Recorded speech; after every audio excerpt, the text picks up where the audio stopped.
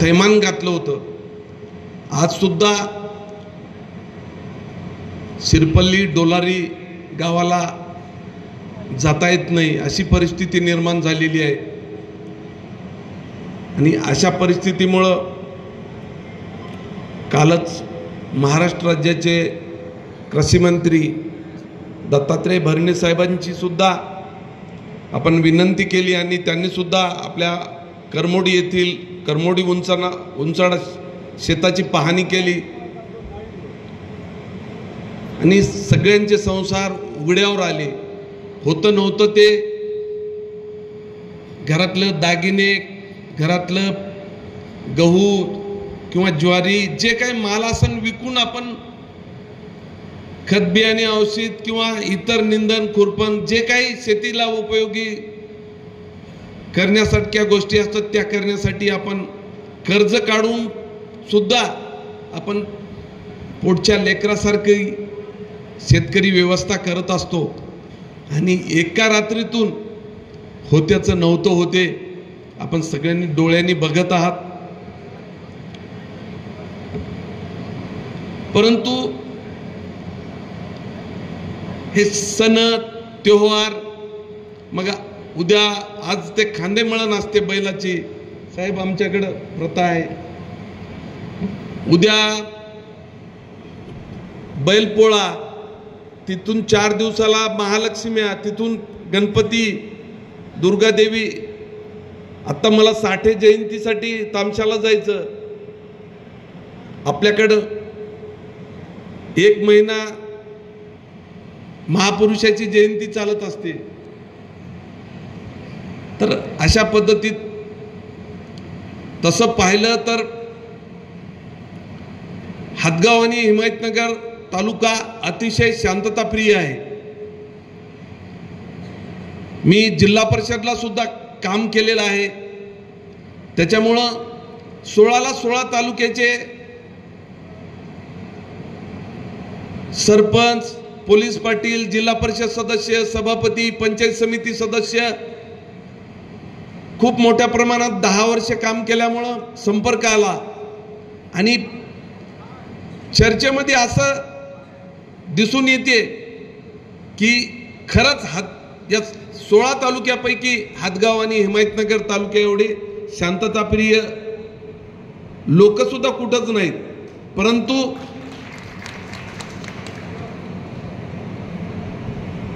SP साहेबांना सांगू इच्छितो की मागच्या 1-2 तामशाची आणि काही घटना इथल्या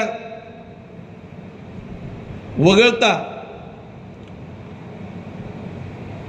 आमच्या तालुक्याला कधीच गालबोट लागलं नव्हतं। वानखेडे साहेब सतत 15 वर्ष लगातार आमदार होते।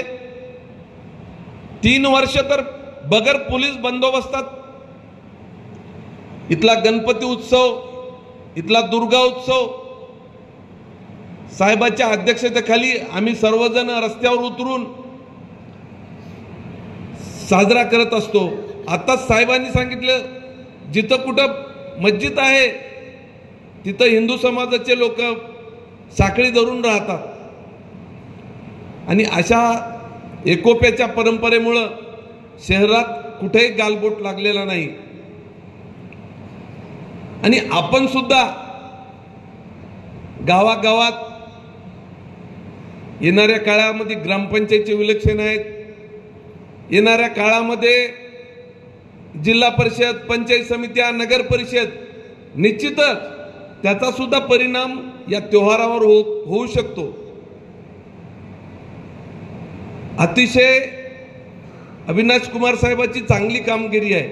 माझी पहिल्यांदा त्यांची माझी ओळख म्हणजे SP म्हणून होते, मी जायचा यायचा ॲडिशनल SP नांदेडला, परंतु त्यांनी ना मी देवगिरी एक्सप्रेस मध्ये चाललो होतो, मी जिल्हा प्रमुख होतो, 1 वर्ष झाले।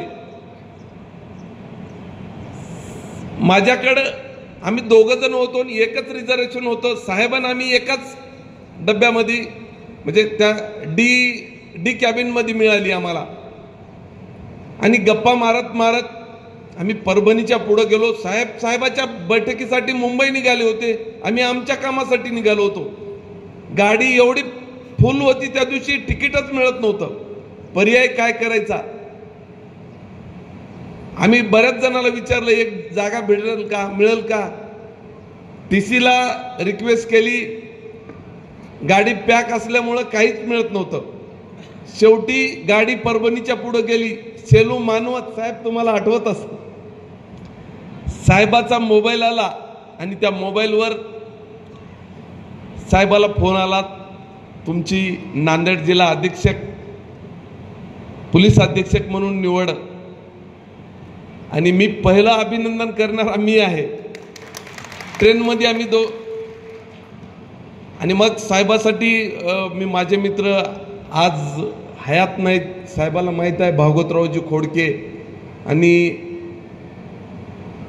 IPS अधिकारी दोघं जण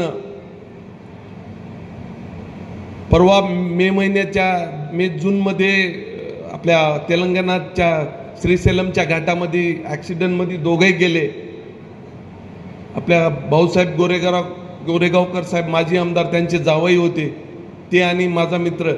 त्यांना फोन केला परभणीच्या मित्राला, त्यांना म्हणलो गाडी बोलवा साहेबासाठी शेलू मानवत आणि साहेबाला. परंतु साहेबांनी परभणीची गाडी त्याच्या अगोदर आली. आणि सांगायचं परिचय एवढ्यासाठीच की आपल्याला उमाप साहेब अतिशय कर्तव्यदक्ष बजावणारे अधिकारी आपल्याला मिळाले. पोलीस अधीक्षक म्हणून SP साहेब त्यांचं सुद्धा काम आहे. आपला सर्वांना परिचित असल्या अगोदर त्यांनी इथं काम सुद्धा केलं DYSP म्हणून.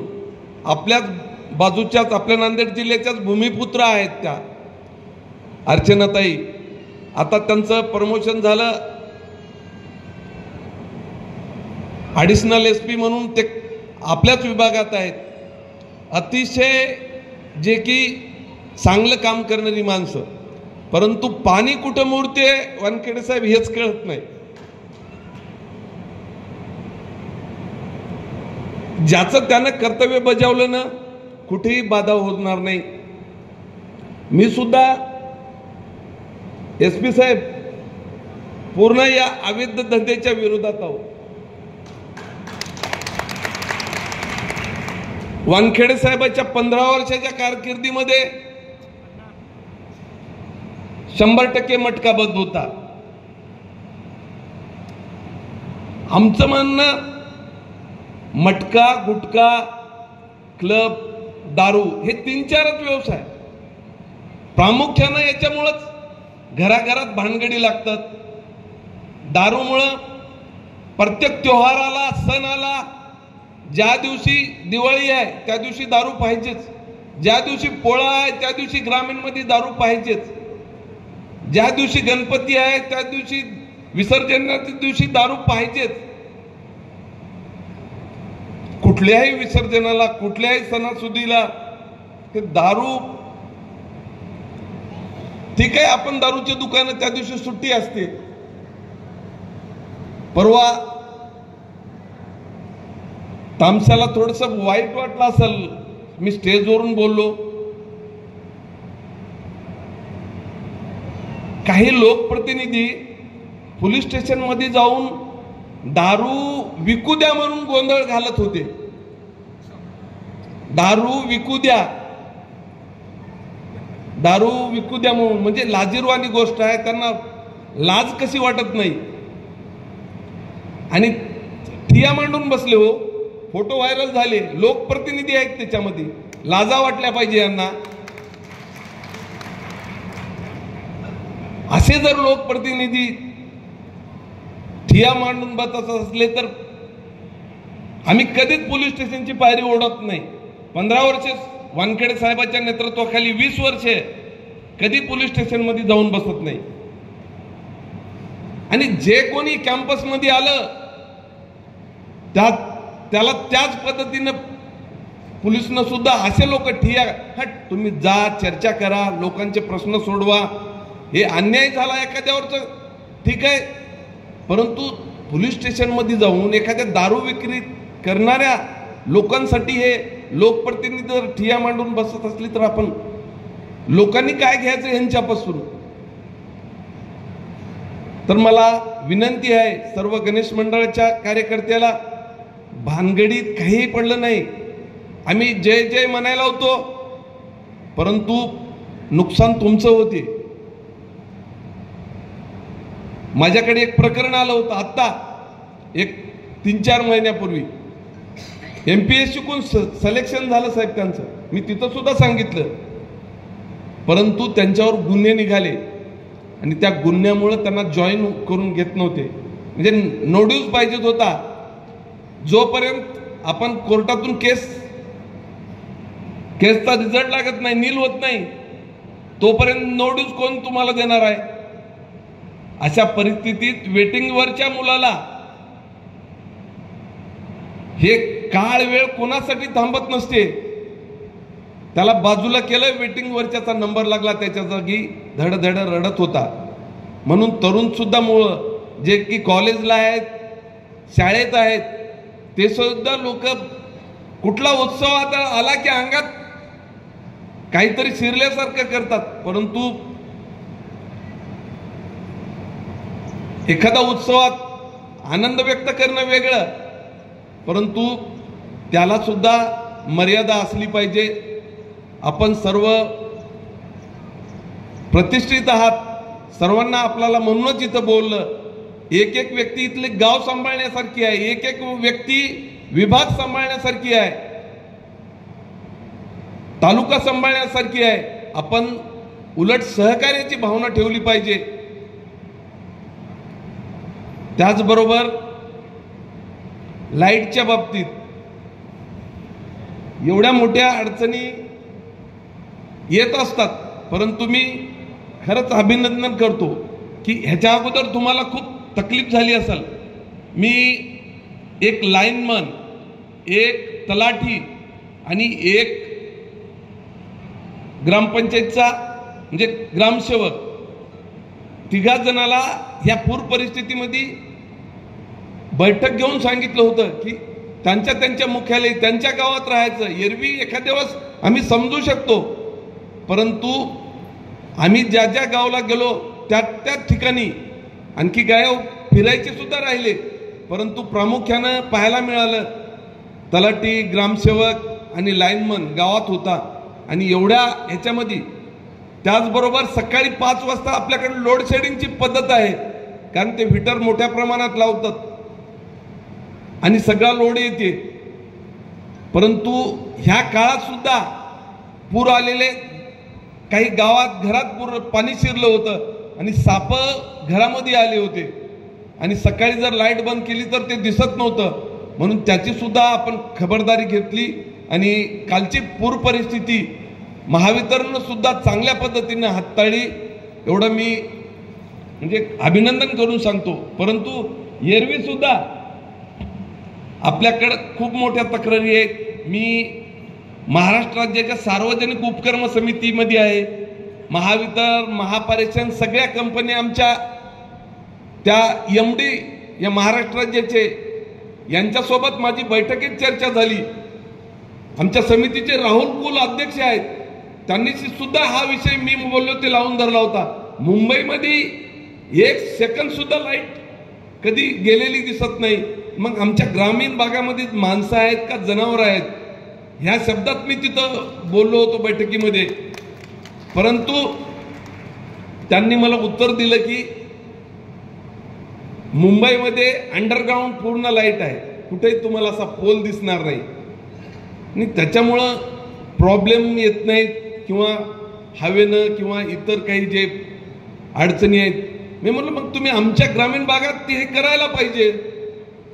ठीक आहे, शेतात आपण पुरू शकत नाही, परंतु जेवढे मोठे शहरात तालुक्याला तरी सुरुवात करायला पाहिजे ना. पण त्यांचं म्हणणं एका पोलला जेवढा म्हणजे 250 मीटरचा एक पोल असते, तेवढा जे खर्च येते त्याच्या 5 ते 6 पट खर्च याचा अंडरग्राऊंड लाईनचा जास्तीचा आहे. म्हणून मोठ्या प्रमाणात मुंबई वगळता काही ठिकाणी असेल मला माहित नाही, परंतु ग्रामीण भागात व तालुका प्लेसला आणखी सुविधा मिळाली नाही. परंतु येणाऱ्या काळात उत्सव आहेत, सण आहेत, त्योहार आहेत, लाईट सुद्धा मोठ्या प्रमाणात फॉल्ट होते. आपण सुद्धा काळजी घेतली पाहिजे. बऱ्याच ठिकाणी पाऊस चालू असते, आकडे टाकले जातात आणि खूप घटना घडलेल्या आहेत, आपल्याला माहीत सुद्धा आहे. याची सुद्धा सर्व गणेश भक्तांनी, गणेश मंडळाच्या सदस्यांनी दक्षता घ्यावी व आपले पोलीस अधीक्षक ज्या काही मार्गदर्शन आपल्याला गोष्टीचं करतील त्याचं तंतोतंत पालन करावे. आता राहिला सगळ्यांचा प्रश्न साहेब डीजेचा. डीजे वाजवायला काही हरकत नाही, परंतु खरंच आता खासदार साहेब बोलल्याप्रमाणे कधी कधी अशी हे होते, धडकी होती की म्हणजे उतरावं वाटते. त्या दिवशी साहेब तुम्ही होते आपल्या कावड यात्रेमध्ये बांगर साहेबाच्या, साहेब पळून गेले. शिंदे साहेबांना अख्खी बोट कानात घातले होते महाराष्ट्र राज्याचे उपमुख्यमंत्री, आणि पुन्हा कापूस मागितला, कापूस मागून कानामध्ये हे केले. म्हणजे आणि आनंद घ्यायला काही हरकत नाही, उत्सव करायला काही हरकत नाही, फक्त कुठली गोष्ट मर्यादित असली पाहिजे. ह्याच प्रसंगी एवढंच सांगतो, आलेल्या सर्व शांतता कमिटीच्या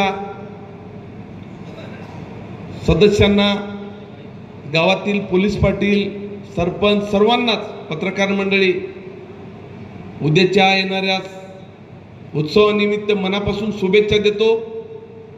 थांबतो. जय हिंद, जय महाराष्ट्र.